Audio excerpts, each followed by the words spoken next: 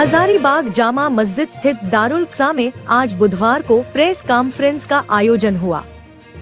बता दें कि प्रेस कॉन्फ्रेंस को संबोधित करते हुए दारुल क़सा मैनेजिंग कमेटी के अध्यक्ष इरफान अहमद काजू ने जानकारी देते हुए बताया कि जामा मस्जिद के पेशे इमाम मुफ्ती अब्दुल जलील साहब को हजारीबाग का शहर काजी नियुक्त किए गए हैं, जो कि हम सभी के लिए काफी खुशी की बात है। प्रेस कॉन्फ्रेंस के दौरान दारुल क़सा मैनेजिंग कमेटी के पदाधिकारियों ने फूलों का गुलदस्ता देकर मुफ्ती अब्दुल जलील साहब को मुबारकबाद दी। बताते चलें कि अब्दुल जलील साहब पिछले 5 वर्षों से हजारीबाग जामा मस्जिद में इमामत करता रहे हैं। साथ ही दारुल क़ज़ा शरीयत के शहर काजी भी दायित्व संभाल रहे हैं। प्रेस को संबोधित करते हुए हजारीबाग के नव नियुक्त शहर काजी ने बताया कि अब मुस्लिम शादियों का सरकार से मान्यता प्राप्त सर्टिफिकेट दिया जाएगा। जिस काजी ने विवाह संपन्न कराया है वह निकाहनामा जारी कर सकता है, जो विवाह प्रमाण पत्र होता है। कानूनी कारणों से जैसे पासपोर्ट, बैंक खाता खोलना, वीजा, आपातकालीन स्थिति में सहमति आदि के लिए यह सलाह दी जाती है कि मुस्लिम विवाह को विवाह रजिस्ट्रार के पास पंजीकृत कराया जाना चाहिए। निकाहनामा निकाह या मुस्लिम विवाह का पर्याप्त सबूत है। वहीं इस प्रेस कॉन्फ्रेंस में दारुल क़ज़ा के मैनेजिंग कमेटी के अध्यक्ष इरफान अहमद काजू, जामा मस्जिद के सदस्य हाजी कौयूम अहमद, रफज इमाम, शून्य शाहिद हाजी नेजाम, मां साजिद, महताब आलम आदि मुख्य रूप से मौजूद थे।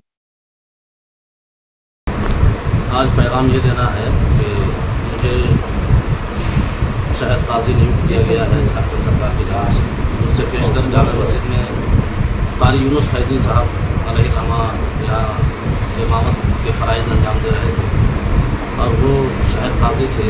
उनके बाद जगह यहाँ खाली हो गई थी, इसलिए हमने अप्लाई किया था आज से 2.5 साल पहले।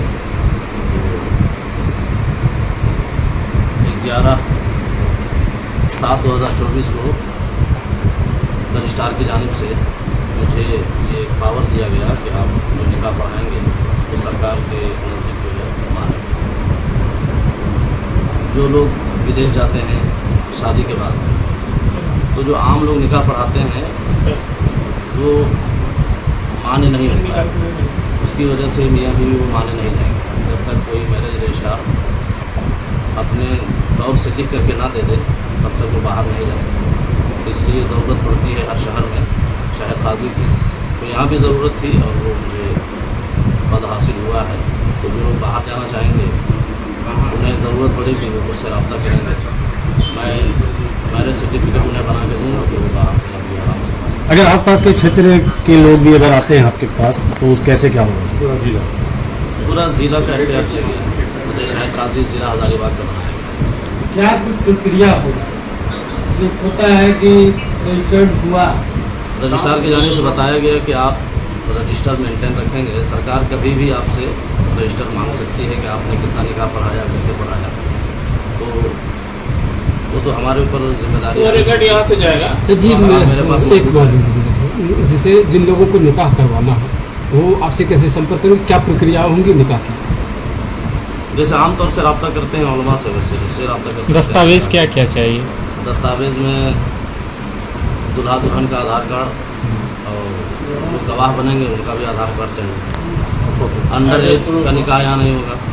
जैसे कानून है कि 18 साल से कम उम्र की लड़की हो, 21 साल से कम उम्र का लड़का हो, तो उसका निकाह यहाँ नहीं पड़ा।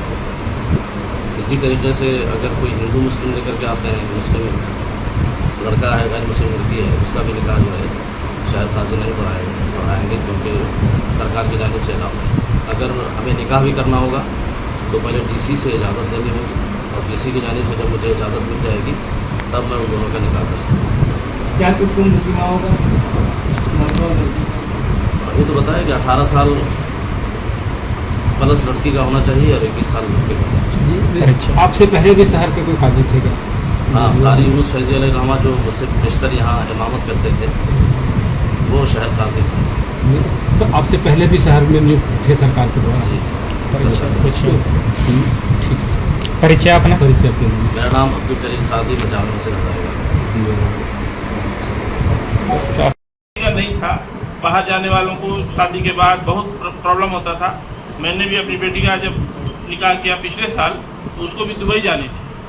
अब रजिस्ट्रार के यहाँ गया तो वहाँ डेट का बहुत प्रॉब्लम होने लगा, 1 महीना रहना पड़ेगा, अब लड़का को छुट्टी नहीं मिला, उस हिसाब से हुआ नहीं। फिर इदारा शरिया झारखंड से हम रब्ता किए और वहाँ से जो सर्टिफिकेट मिला उसके आधार पे वो लोग को वहाँ वीज़ा, परमानेंट वीज़ा मिला है वहाँ। तो अब जो शादियाँ होंगी यहाँ मुस्लिम लॉ के हिसाब से, निकाह होगा यहाँ से जो सर्टिफिकेट लेंगे या यहाँ के थ्रू निकाह कराएंगे, उनको परमानेंट वीज़ा वहाँ मिल जाएगा इसी आधार पे।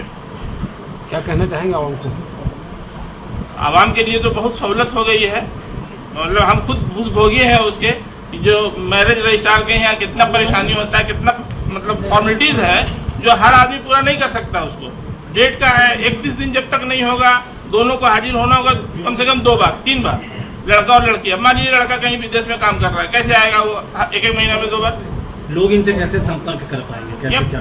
लोग आते हैं यहाँ जामा मस्जिद में संपर्क करते हैं, हमको निकाह कराना है, शादी है हमारे यहाँ, कार्ड भेजते हैं, यहाँ अपना एड्रेस देते हैं, तो इमाम साहब जाते हैं, मुफ्ती साहब वहाँ, और शादी होती है वैसे। जी अपना परिचय दे तो दीजिए। पहले जो शादी होती थी तो सर्टिफिकेट नहीं दे पाते थे, ये सर्टिफिकेट जो देते थे वो आपके सरकार के नज़र में मान्य नहीं था, लेकिन अब जो सर्टिफिकेट देंगे वो सरकार के नज़र में मान्य है और उससे सारा काम उनका आसान हो जाएगा। अपना परिचय दे दीजिए। मैं इरफान अहमद, दारुल क़ज़ा इंतज़ामिया कमेटी का प्रेसिडेंट हूँ, अध्यक्ष। यहाँ शहर के काजी थे हाफिज़ यूनुस साहब, जो इमामत करते थे यहाँ जामा मस्जिद में, उनको भी मिला हुआ था। उनके बाद उनके डेथ के बाद ये खाली हो गई थी जगह, हम लोगों ने अप्लाई किया यहाँ मुफ्ती साहब का, और दारुल क़ज़ा भी यहाँ है हमारे यहाँ, जहाँ लोगों का आपस का मतलब जो